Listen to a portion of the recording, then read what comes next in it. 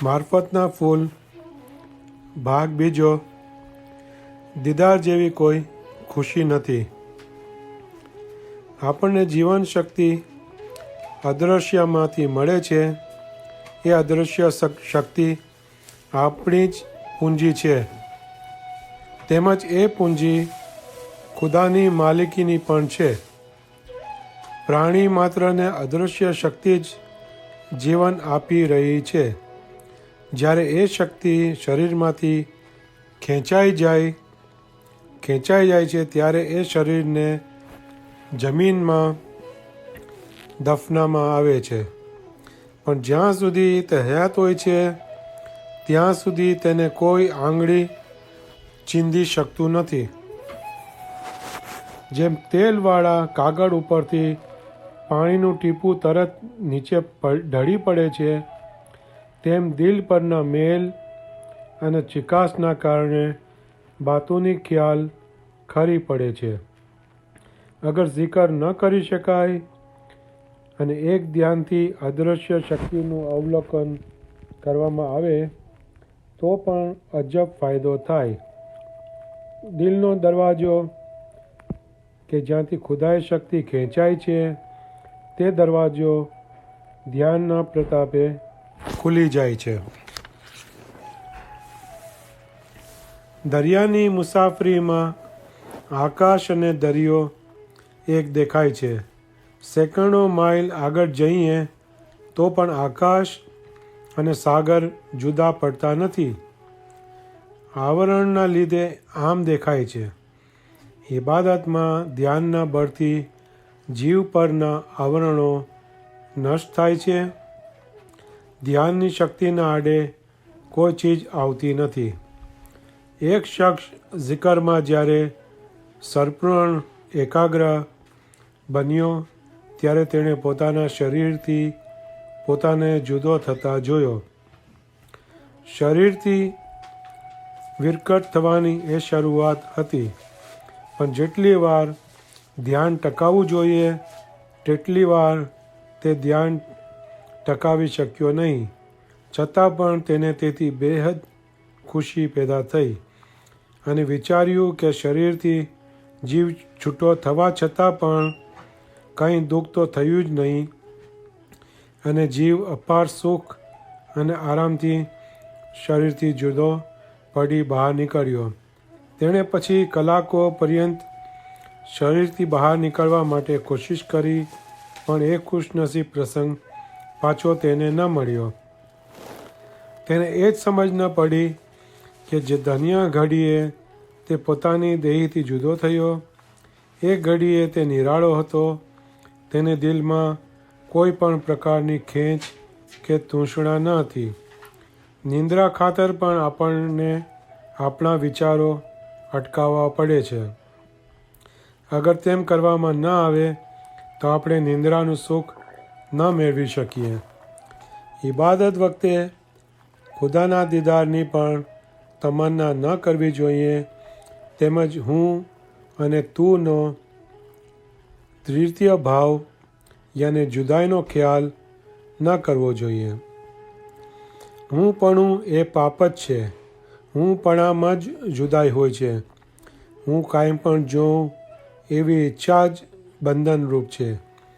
બંદગી એ ફરજ છે અને બંદગી કરવાને હું લાયક છું એ જ ભાવના રાખવી, યા ખુદા ફલાણી વસ્તુ તું મને આપ એવી માંગણીમાં તૃષ્ણા હોય છે. તૃષ્ણા એટલે દ્વિતીય ભાવ અજ્ઞાનતા. જ્યારે દિલ એ તૃષ્ણાથી પર થશે ત્યારે પાક ખુદાની તેના પર રહેમત ઉતરશે. અને જેવી રીતે કોઈએ 10,000 શિલિંગ ન જોયા હોય અને તેને 10 લાખ પાઉન્ડની લોટરી લાગે તો કદાચ તે પોતાનો કાબુ પણ ગુમાવી બેસે. તેવી રીતે ખુદા તે ઇન્સાનના ધીરજના પ્રમાણમાં તેને લાભ આપ્યા કરશે. આ બધું સમજવા, જાણવા અને થયેલ પ્રાપ્તિને પચાવવા માટે જ્ઞાન એ અતિ ઉમદા ચીજ છે. હઝરત મંસૂર ખુદાઈ જલવો જીરવી ન શક્યો પીર સદરુદ્દીન મા બાપ જ્ઞાન શક્તિના આધારે એ લાભ ઝીલવા શક્તિમાન બન્યા. આપણે બોલીએ છીએ એ શબ્દો અદૃશ્યમાંથી આવે છે અને સાંભળનાર પણ અદૃશ્ય શક્તિ છે. ત્યારે વિચાર કરીએ કે એ હસ્તી કઈ છે? પરોક્ષ યાની કુદરતી શક્તિ આગળ આ જગતની શક્તિ શું તુચ્છ અને મુદ્દાલ નથી? જગત જ્ઞાન માટે સોટીઓના માર ખાઈ વર્ષો પર્યંતની મહેનત પછી પણ પરીક્ષામાં પાસ થવાય ત્યારે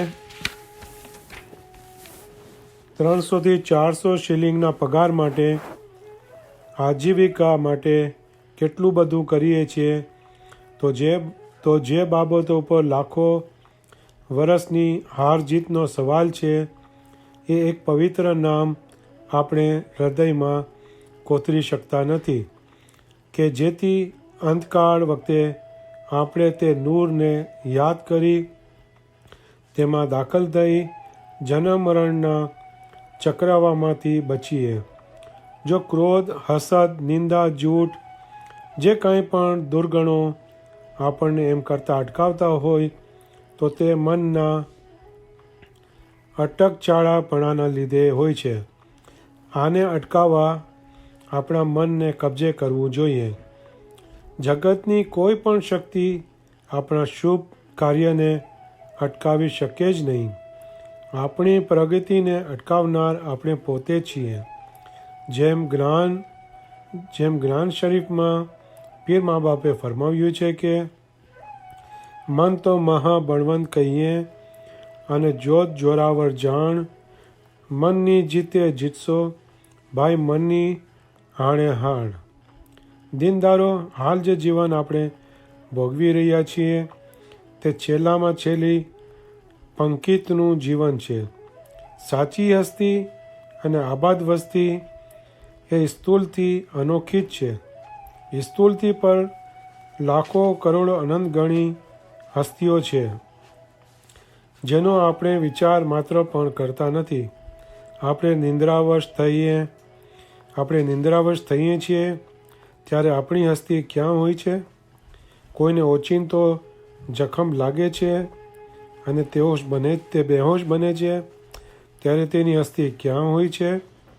હઝરત મૌલાના આકા સુલતાન મોહમ્મદ શાહે ફરમાવ્યું છે કે અલ્લાહુમ્મા સલ્લી મુહમ્મદ આલે મુહમ્મદ, તબો આ દુનિયામાં મારી સાથે છો અને પહેલી દુનિયામાં પણ મારી સાથે હશો. શું આ ફરમાન નથી સૂચવતા કે પાક ખુદાની રચનામાં આ સ્થૂલ જગત ઉપરાંત પણ અપાર રચના અને હસ્તીઓ રહેલી છે? આપણું ધ્યાન, આપણા વિચારો આ સ્થૂલમાં જ રહેલા છે. પરંતુ જ્યારે જ્ઞાન શક્તિના આધારે આપણું ધ્યાન જેમ જેમ અદૃશ્ય જગત તરફ જશે તેમ તેમ એ સમજાતું જશે કે આપણે જે હસ્તી હાલ ધરાવીએ છીએ એ છેલ્લામાં છેલ્લી પંકિતનું પડ છે. એ પડમાં બેસવાની આપણા રૂહની લાયકાત નથી. રૂહ તો નૂર સ્વરૂપ છે. જ્ઞાન શરીફમાં પીર શમ્સ મા બાપે ફરમાવેલ છે કે જીરે વીરા જીવડો આકાશી તે જો પિંડ હો પ્યાર, એ તો જીવડે પિંડ રે સખપણ કૈસા હોજી. જ્ઞાન એ પુષ્પ મિસાલ છે. જ્ઞાનરૂપી પુષ્પ કરમાઈ જાય તે પહેલાં તેમાંથી એસેન્સ યાની કે અર્ક અત્તર કાઢી લેવું જોઈએ. જ્ઞાનના અર્કને દિલમાં રાખી તેની મીઠાશ ચાખવી જોઈએ. હઝરત મૌલાના આકા સુલતાન મોહમ્મદ શાહે ફરમાવ્યું છે કે અલ્લાહુમ્મા સલ્લી મુહમ્મદ આલે મુહમ્મદ, આખરતના મેવા અને તેની લિઝ્ઝત બસ દિલ સમજે છે. ફક્ત અડધો કલાક એક ધ્યાનથી અતિ પ્યારથી દિલમાં જ્યારે પવિત્ર નામનો ઘસારો થશે ત્યારે એ અનુભવ થશે કે જાણે કોઈ આપણા અત્યંત નિકટના પ્રિયજન કે જેનું ઘણા સમય થયા વિસ્મરણ થયું હોય અને જેના આગમનથી અપાર આનંદ જાગૃતિ અને અખંડ સુખનો અનુભવ થાય છે, તેવા સુખ અને ખુશી પેદા થશે. હઝરત મૌલાના આકા સુલતાન મોહમ્મદ શાહે ફરમાવ્યું છે કે અલ્લાહુમ્મા સલ્લી અલા મુહમ્મદ, તમો સિજદો કરો ત્યારે ખુદાવંદ તાલા પાસે માંગો કે યા ખુદા, અમોને અસલ મકાને પહોંચાડ. જ્યારે બાળક પોતાની માતાથી વિખૂટું પડી જાય છે, ખોવાઈ જાય છે, ત્યારે તે રડે છે કે ક્યારે મા પાસે જાઉં. તમે પણ તેવા દિલના થાવ. આપણી ફામ આપણા હાથમાંથી છૂટી થયેલ છે. આનો ભેટો કરવો એ આપણા જ હાથમાં છે. ખુદા ઈચ્છે છે કે આપણે એ વસ્તુ પ્રાપ્ત કરીએ, પણ તે માટે આપણે તૈયાર નથી. હઝરત મૌલાના આકા સુલતાન મોહમ્મદ શાહે ફરમાવ્યું છે કે અલ્લાહુમ્મા સલ્લી અલા મુહમ્મદિન વ આલે મુહમ્મદ, તમારી પાસે ખુદાઈ ખજાનો છે જેની માથે સહેજ ધૂળ વળી ગઈ છે, તેને તમે નથી ખસેડતા. આપણી જિંદગીના દમ બેફામીમાં ખલાસ થાય છે. આ એ વખત એવો આવશે કે આપણા શરીરના અવયવો આપણું જ કહ્યું નહીં કરે. એ શું આપણી લાચાર હાલત ન કહેવાય? શા માટે માશુક ખુદાને મેળવવા આપણે કોશિશ ન કરીએ? એને રાજી કરવા જમાતના પગની રજ સમાન બની એમના ઘરની સેવા કરીએ અને એ માલિકને કહેવું કે યા મૌલા, તું મને એવા સદકાર્યો સુઝાડ કે જેથી તું મારા ઉપર નિરંતર રાજી રહે. તારી સેવામાં મને કદી પણ મગરૂરી પેદા ન થાય. વગેરે એવા ઉત્તમ વિચાર અને નેક કાર્યો કરી મૌલાનું દિલ રાજી કરવું જોઈએ. આપણે માશુક ખુદાવંદના આશિક છીએ, એ અને આપણે જુદા નથી. જે કંઈ પણ દાન ધર્મ પુણ્ય કરીએ તે માત્ર મોહબ્બત અને પ્યારની ભાવના રાખી કરીએ. એ એકતાનો સંબંધ છે. જે ઇન્સાન વધારે જ્ઞાની હોય છે તે સ્વર્ગની ઈચ્છા નથી કરતો, પણ મુક્તિની ઈચ્છા રાખે છે. બીજા લોકો જેઓ એથી પણ વધુ જ્ઞાન ધરાવે છે તેઓ મુક્તિની પણ ઈચ્છા નથી રાખતા, પણ ખુદાના દીદારના જ તલબગાર હોય છે. મુક્તિ એટલે આઝાદી, કરજમાંથી છૂટવું, કેદમાંથી છૂટવું. દાખલા તરીકે કોઈ બીમાર હોય, એમાંથી તંદુરસ્ત બને એટલે તે દુઃખમાંથી મુક્ત થયો. હમણાં આપણે દરેક ઇન્દ્રિયના મોહતાજ છીએ. જબાન ન હોય તો બોલી શકીએ નહીં. સારા ખોરાકમાં આપણા વિચારો બંધાયેલા છે. એ વિચારો જીભ વગર સંતુષ્ટ નથી થતા. હવે જેનામાં જ્ઞાન શક્તિ છે, જે આગળ વધેલા હોય છે, તેની શક્તિ અનેરી હોય છે. પીર મા બાપે ફરમાવ્યું છે કે જબ કમાલ ઇલાહી આવે તબ કડવા મીઠા સબ હો જાવે.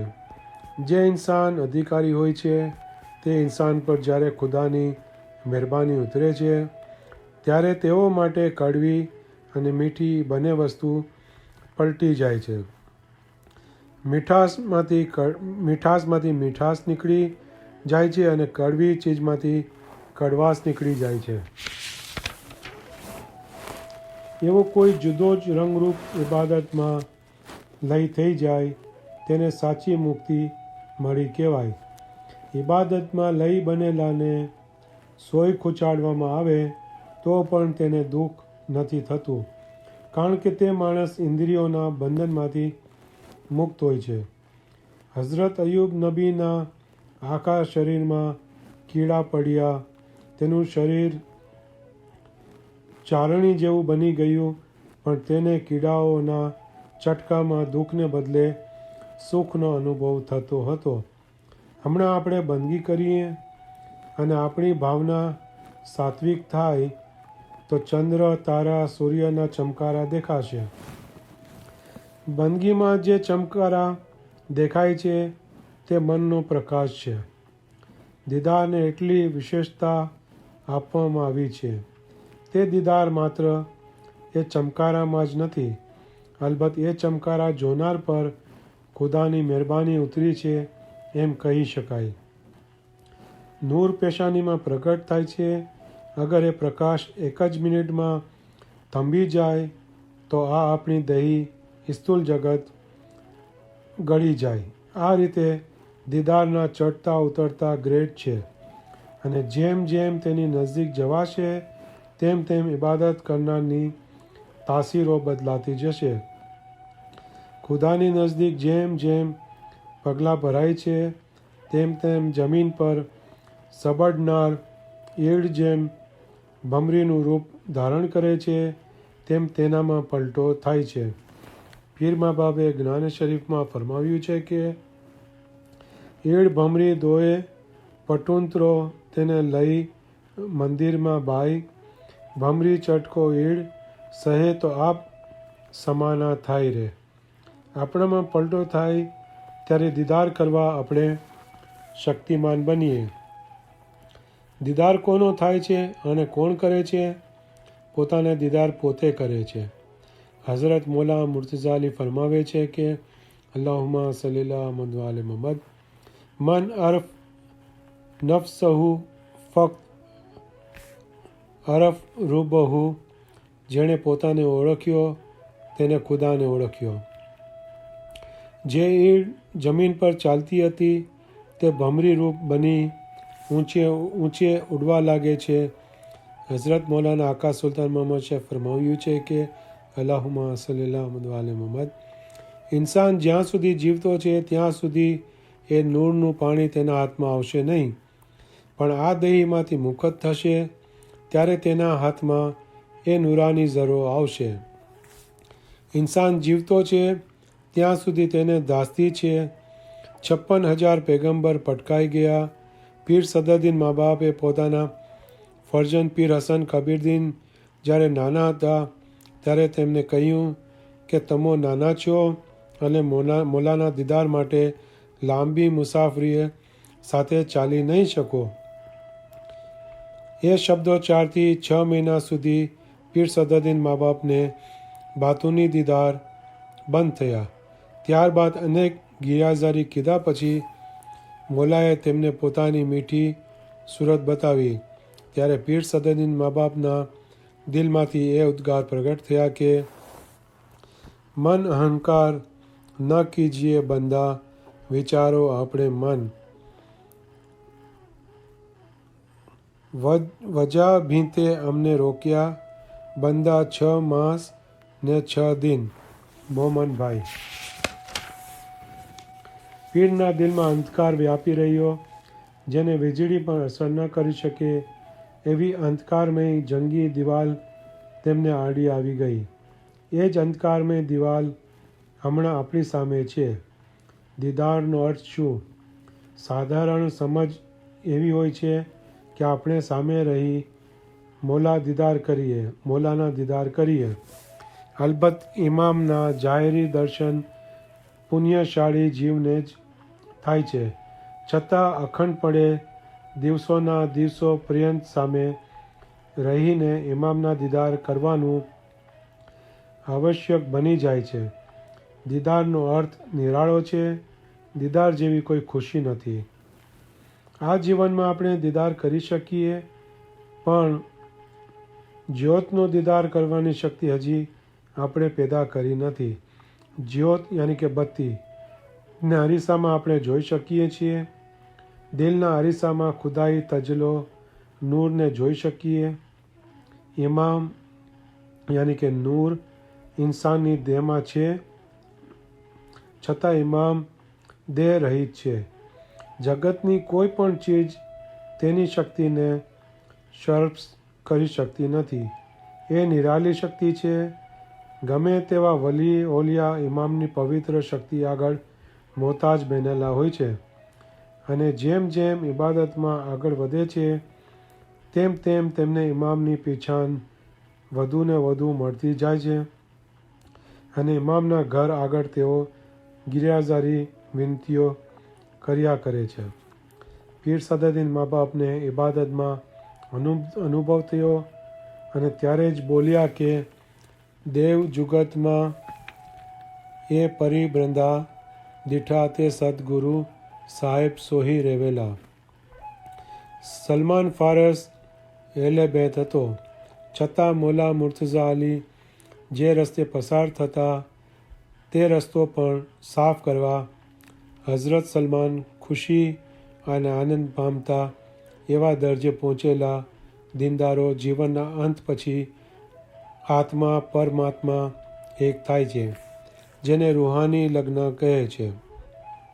હાલ આપણા મનની હસ્તી છે જે આશિક છે અને આત્મા માશુક છે, પણ જ્યારે મન નિજમન થાય છે ત્યારે એકાકાર થઈ જતા એકલી માશુક રહે છે. જ્યારે માશુક તદ્દન પવિત્ર બને છે ત્યારે પાક ખુદા એ માશુક પર પ્યાર કરે છે અને માશુકના દરજે પહોંચેલા આત્માને પરમાત્માની સાથે એક્યતા થાય છે, જેને મૌલાના શાહ મુસ્તનસિમિલાએ લક્કા કહેલ છે. એક્યતા પછી પણ લાંબો પંથ છે. ખુદાની ખુદાઈ લીલાનો પાર નથી. પીર હસન કબીરદીન મા બાપે ફરમાવ્યું છે કે અલી અનંત અનંત અલી અનંત તેજો મોલા શાહ અનંત તેજો અંત મોલા તુઈ જાણે જી. હઝરત મૌલાના આકા સુલતાન મોહમ્મદ શાહ ફરમાવ્યું છે કે અલ્લાહુમ્મા સલ્લી અલા મુહમ્મદ. તમો પીર સદરુદ્દીન પીર શમ્સ જેવા થાવ, તેથી પણ આગળ વધો. તો શું પીર સદરુદ્દીન નૂર સાથે નૂર નહોતા મળ્યા? તેઓનો આત્મા પરમાત્મા સાથે મળી ગયો હતો. પીર હસન કબીરદીન સાહેબ પણ એ દરજે પહોંચ્યા, છતાં કહ્યું કે શીરસો હમારા યા અલી તેરે પાઉં ધરિયા. હઝરત આકા સુલતાન મોહમ્મદ શાહ ફરમાવ્યું છે કે અલ્લાહુમ્મા સલ્લી અલા મુહમ્મદ. તમારા રૂહનો છેડો મારામાં છે, તમો સહી કરી જાણો અને અમારા દરજાને ઓળખો. પાક ખુદાના અનંત પ્રદેશમાંથી આ જગત દ્રવ્ય રૂપે છે કે જે પાછળથી અદૃશ્ય થઈ જાય છે. જે વસ્તુને કહીએ છીએ તે જડ વસ્તુમાં પણ એ સૂક્ષ્મ શક્તિ રહેલ છે, પણ ઇન્સાનના દિલમાં એ શક્તિ છે કે તે ત્રિલોકને આકર્ષી શકે છે. જેમ કેમેરા બહારના જગતના વિશાળ દ્રશ્યોને ગ્રહણ કરી શકે છે, તેમ દિલ એ એક ખુદાઈ કારીગરી છે. તેમાં અજબ આકર્ષણ શક્તિ રહેલી છે. દિલમાં જેવી ભાવના હોય તેવું ચિત્ર, તેવું રૂપ દિલ તૈયાર કરે છે. ઇબાદતમાં નિષ્ફળતા શા માટે મળે છે?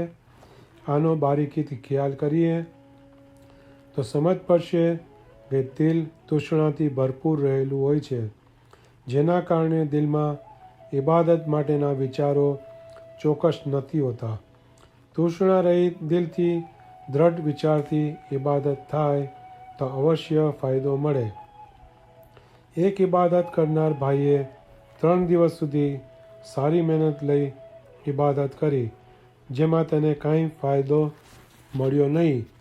ત્યારે તેણે વિચાર્યું કે નૂરની શક્તિથી આ દિલ ચાલુ છે, શરીરમાં શ્વાસ ચાલુ છે, ચૈતન્ય ભરપૂર છે, તો શા માટે એને હું જોઈ શકતો નથી? તેને પાછળથી જણાયું કે તેની બંદગી તૃષ્ણા સાથેની હતી. દિલના ઊંડાણમાં તેને એ ઉમેદ હતી કે હું લાભ મેળવીશ. આ ત્રુટિથી તે ફળીભૂત ન થયો, પણ તેની બંદગી અફળ ન ગઈ. અદૃશ્યમાં તેની પૂંજી કાયમ હતી. એક વખત બિછાનામાં તે સૂતો હતો, ત્યારે તેનું જિકર ચાલુ હતું અને અચાનક તેણે વીજળી જોઈ. ત્યારે તેણે ધાર્યું કે કદાચ વાદળા ચડ્યા હશે, જેથી વીજળી થાય છે, પણ બહાર જઈ જોયું તો આકાશ તો સ્વચ્છ હતું. મુલાકાત વખતે મૌલાના હાજર ઇમામ તરફથી થતા પ્રશ્નોની તેને ખબર ન હતી, જેથી આવી રોશની જોઈ તે ડરી ગયો. પણ તેને એ યાદ આવ્યું કે તેણે એકવાર ક્યાંક વાંચેલું કે ઇબાદતમાં ઇન્સાનને ખુદાના દીદાર થાય છે. આ વસ્તુ યાદ આવતા તે ભાઈએ ફરી પાછી બંદગી ચાલુ કરી. 7 દિવસ સુધી ફ્રૂટ પર રહેવા નક્કી કર્યું. જો કે આ પરેજી હવે નથી. 7 દિવસ ફ્રૂટ પર રહીને તેણે બંદગી કરી, છતાં તેને કાંઈ ફાયદો થયો નહીં. ત્યાર પછી તેણે એવો જ બીજો સતાડો ચાલુ કર્યો.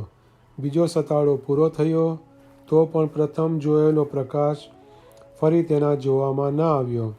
અમુક સમય બાદ જ્ઞાન શાસ્ત્રમાં તેણે વાંચ્યું કે ખુદા નૂરનો દરિયો છે.